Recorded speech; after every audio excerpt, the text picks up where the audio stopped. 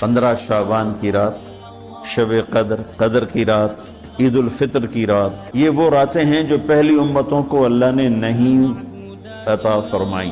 और ये 15 शाबान की रात है कि इसमें अल्लाह के नबी ने फरमाया कि अल्लाह ताला अपने बंदों पे नजर फरमाता है और बनु कल्ब की भेड़ों के जिस्म पर बाल हैं, इतने लोगों की अल्लाह बख्शिश फरमाता है। और इस रात को मेरे नबी की सुबह को रोजा रखते थे। 15 शाबान का रोजा पिछली 15 से इस 15 के दरमियान जितने गुनाह होते हैं सब की माफी करवा दे। जितनी भी ये इबादत की रात है, इसमें कोई इज्तिमाई नहीं आओ भाई सलात तस्बीह पढ़ें और आप इकट्ठे बैठ के जिक्र करें। अकेला इनफरादी इबादत है, मस्जिद में नहीं, घर में। अपने घरों को मस्जिद बनाओ। और फिर इसमें बेहतरीन बंदगी है तौबा करना और दुआ करना।